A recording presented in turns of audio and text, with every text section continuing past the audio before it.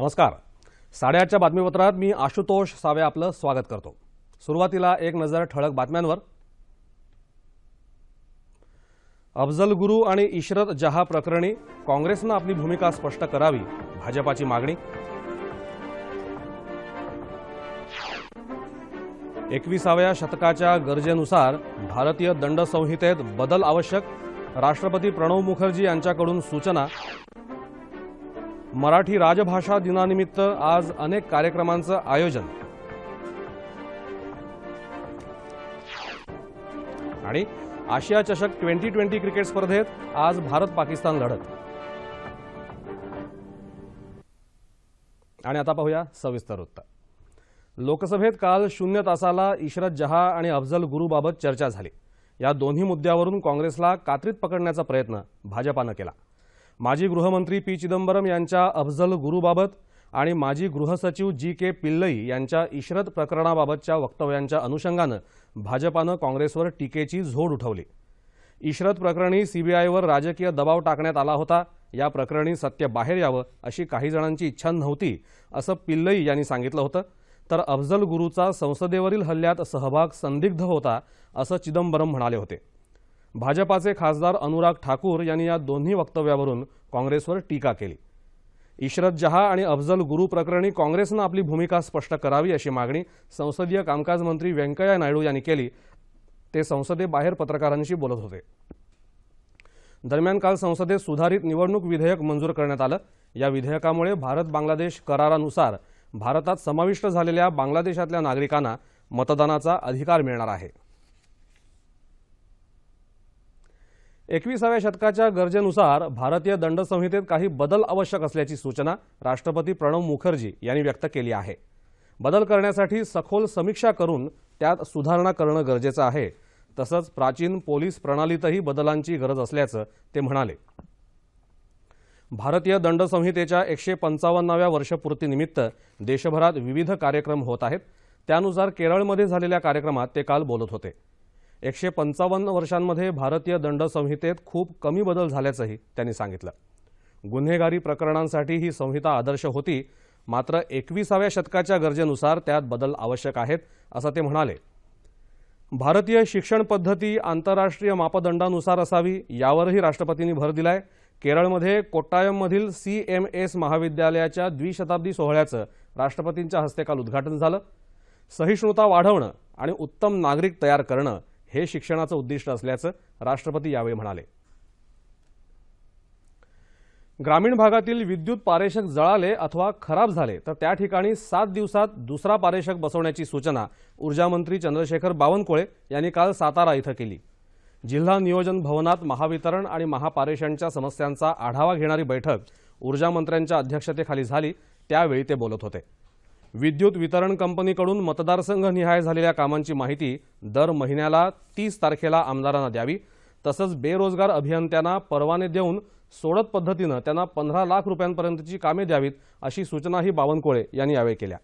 या बैठकीला खासदार उदयनराजे भोसले तसंच विद्युत वितरण कंपनीचे सर्व अभियंता उपस्थित होते. वाहतूक पोलिसाला मारहाण झाल्यानंतर अटक केलेल्या आरोपीची जामिनावर मुक्तता होते याबाबत राज्याचे पोलीस महासंचालक प्रवीण दीक्षित यांनी खंत व्यक्त केली आहे. दीक्षित आणि पुण्याचे सहाय्यक पोलीस आयुक्त भानुप्रताप बर्गे यांचा काल पुण्यात स्वातंत्र्यवीर सावरकर पुरस्कार देऊन गौरव करण्यात आला. त्यावेळी सत्काराला उत्तर देताना ते बोलत होते. मुक्तछंद संस्थेनं या कार्यक्रमाचं आयोजन केलं होतं. मुंबईत महिला वाहतूक पोलिसाला एका राजकीय कार्यकर्त्याकडून झालेल्या मारहाणीच्या पार्श्वभूमीवर दीक्षित यांनी ही खंत व्यक्त केली. सामान्य पोलिसांकडे शस्त्र नसल्यामुळे त्यांना मारहाण करण्याची हिंमत होते असंही दीक्षित यांनी सांगितलं. ज्येष्ठ अभिनेते विक्रम गोखलेही या कार्यक्रमाला उपस्थित होते. देशातल्या सद्यस्थितीबाबत सरकारच्या भूमिकेचं गोखले यांनी समर्थन केलं. आपल्याला दहशतवादी म्हणू नका या संजय दत्तच्या वक्तव्यावर सरकारी वकील उज्ज्वल निकम यांनी तीव्र शब्दात नापसंती व्यक्त केली आहे. पंढरपूर इथल्या पत्रकार परिषदेत ते काल बोलत होते. येरवडा कारागृहातून सुटका झाल्यानंतर संजय दत्त यानं हे विधान केलं होतं.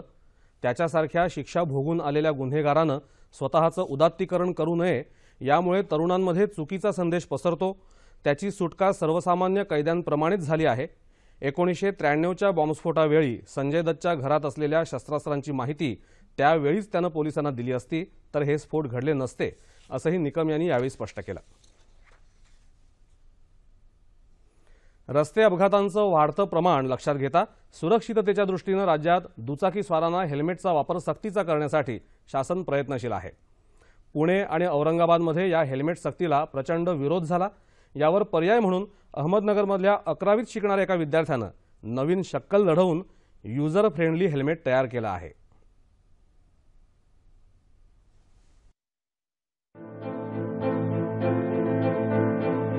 गाडी चालवताना झोप येणं, हेल्मेट घातल्यामुळे डोकं तापणं, मोबाईलवर बोलता न येणं अशा अनेक कारणांमुळे हेल्मेट वापरण्याचा दुचाकीस्वारांना कंटाळा येतो.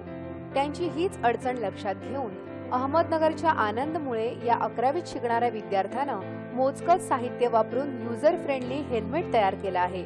यामध्ये एक कूलिंग सिस्टम बसवलेला आहे की जो फॅन आतली गरम झालेली हवा बाहेर फेकतो व बाहेरली थंड हवा ही आतमध्ये खेचतो. त्याचप्रमाणे झोप येऊ नये यासाठी किंवा आपल्याला थकवा येऊ नये यासाठी याला एक छोटासा व्हायब्रेटर आहे की जो आपल्या मेंदूला हेल्मेट बरोबरच व्हायब्रेट करत राहतो.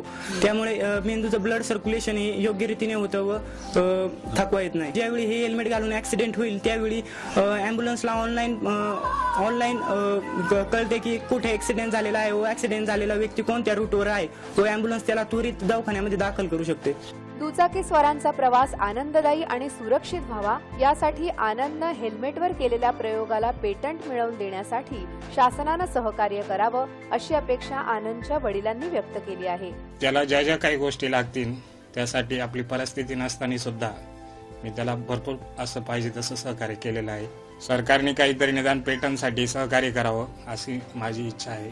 पंतप्रधान नरेंद्र मोदी यांनी सुरू केलेल्या मेक इन इंडिया अभियानाअंतर्गत आनंदसारख्या ग्रामीण भागातल्या मेहनती आणि हुशार विद्यार्थ्यांना प्रोत्साहन मिळालं तर मेक इन इंडिया अभियानाची खऱ्या अर्थानं नांदी होईल.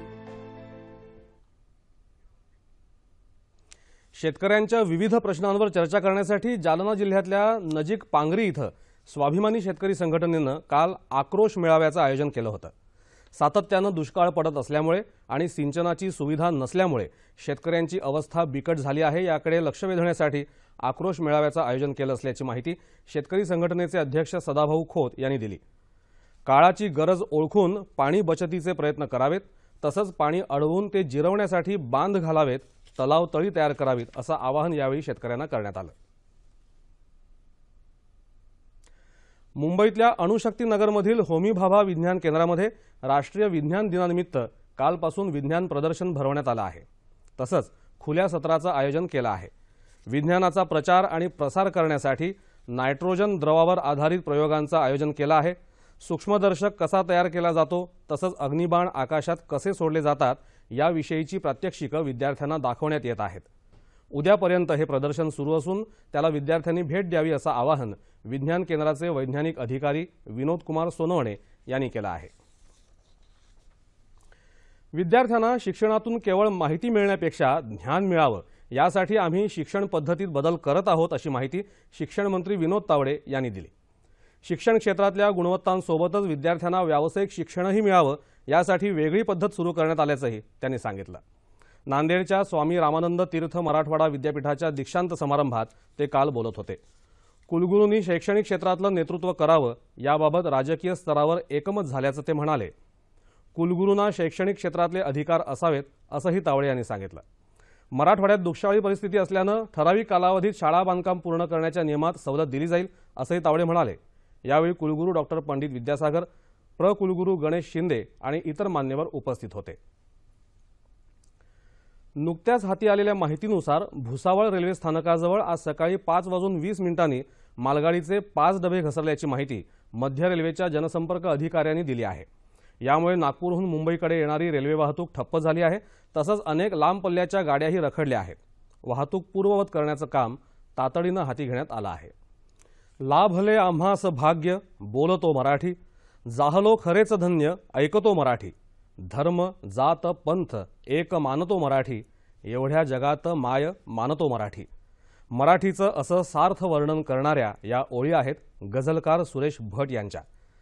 आपल्या मातृभाषेविषयी कवितेतून सार्थ अभिमान व्यक्त करणारे कविवर्य वा शिरवाडकर अर्थात कुसुमाग्रज यांचा जन्मदिवस म्हणून आज मराठी राजभाषा दिवस साजरा केला जातो। आपल्या मराठी भाषेसारखी आपली जीवन पद्धती आहे जिची पाळंमुळं प्रत्येक मराठी भाषकामध्ये रुजलेली आहेत। त्यातूनच मराठी भाषेविषयी आपुलकी, ममत्व वाढावं, अभिमान वाढावा यासाठीच हा आजचा मराठी भाषा दिवस। आपणच आपली भाषा जगाच्या कानाकोपऱ्यात पोहोचवली पाहिजे, वाढवली पाहिजे। आजच्या मराठी भाषा दिनानिमित्त सर्वत्र आज विविध कार्यक्रमांचं आयोजन करण्यात आलं आहे। मुंबईत रवींद्र नाट्य मंदिरात विविध पुरस्कारांचं वितरण होणार आहे। राज्य मराठी विकास संस्था आणि महाराष्ट्र राज्य साहित्य आणि संस्कृती मंडळानं हा कार्यक्रम आयोजित केला आहे।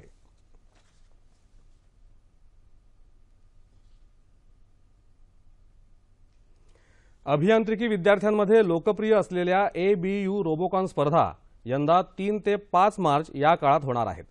पुण्याचं MIT महाविद्यालय आणि दूरदर्शन यांच्या संयुक्त विद्यमाने आयोजित केलेल्या या स्पर्धा पुण्यातल्या शिवछत्रपती क्रीडा संकुलात भरवण्यात येतील अशी माहिती डॉक्टर सुनील कराड आणि दूरदर्शनचे अतिरिक्त संचालक मुकेश शर्मा यांनी काल एका पत्रकार परिषदेत दिली।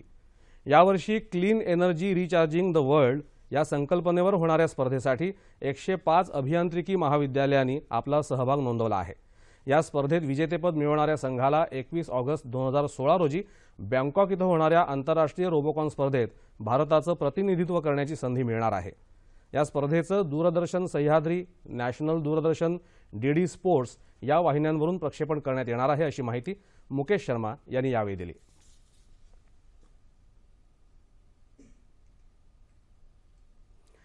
बांगलादेशमध्ये सुरू असलेल्या आशिया चषक T20 क्रिकेट स्पर्धेत आज भारत आणि पाकिस्तान या परंपरागत प्रतिस्पर्ध्यांमध्ये सामना होणार आहे।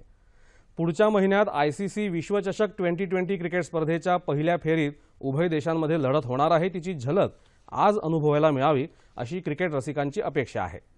स्पॉट फिक्सिंग प्रकरणात दोषी आढळल्यामुळे 5 वर्ष बंदीला सामोरा गेलेला पाकिस्तानचा गोलंदाज मोहम्मद आमिरला संघात स्थान मिळतं का याबाबत सर्वांना उत्सुकता आहे। या स्पर्धेत भारतानं पहिल्या सामन्यात बांगलादेशला पराभूत केलं असून आज त्यांचा दुसरा सामना आहे, तर पाकिस्तान आज आपला पहिला सामना खेळणार आहे। सौराष्ट्राला नमवून मुंबईनं 41व्यांदा रणजी करंडक पटकावला आहे। पुण्यात गहुंजे क्रिकेट स्टेडियममध्ये झालेल्या अंतिम सामन्यात काल तिसऱ्याच दिवशी मुंबईनं सौराष्ट्रावर 1 डाव आणि 21 धावांनी विजय मिळवला। सौराष्ट्रानं पहिल्या डावात 235 धावा केल्यानंतर मुंबईनं 371 धावा करत सौराष्ट्रावर पहिल्या डावात 136 धावांची आघाडी घेतली होती। ही आघाडी पार करणं न पेललेल्या सौराष्ट्राचा दुसरा डाव काल 115 धावातच आटोपला। 117 धावा करणारा श्रेयस अय्यर सामनावीर ठरला। मुंबईच्या शार्दूल ठाकूरनं दुसऱ्या डावात 26 धावा देऊन 5 गडी बाद केले। या सामन्यात त्यानं एकूण 8 बळी मिळवले। हवामान, मध्य महाराष्ट्र, मराठवाडा आणि विदर्भाच्या काही भागात किमान तापमानात सरासरीच्या तुलनेत उल्लेखनीय वाढ झाली आहे। येत्या 24 तासात मराठवाडा आणि विदर्भाच्या काही भागात मेघगर्जनेसह पाऊस पडण्याची शक्यता आहे। याच काळात उर्वरित राज्यातलं हवामान प्रामुख्यानं कोरडं राहील असा हवामान विभागाचा अंदाज आहे। आणि शेवटी ठळक बातम्या पुन्हा एकदा। अफजल गुरु आणि इशरत जहा प्रकरणी काँग्रेसनं आपली भूमिका स्पष्ट करावी, भाजपाची मागणी। 21व्या शतकाच्या गरजेनुसार भारतीय दंड संहितेत बदल आवश्यक, राष्ट्रपती प्रणव मुखर्जी यांच्याकडून सूचना। मराठी राजभाषा दिनानिमित्त आज अनेक कार्यक्रमांचं आयोजन। आणि आशिया चषक T20 क्रिकेट स्पर्धेत आज भारत पाकिस्तान लढत। याबरोबरच हे बातमीपत्र संपलं। पुन्हा भेटूया दुपारी 2:30 वाजता सह्याद्री वाहिनीवर। नमस्कार।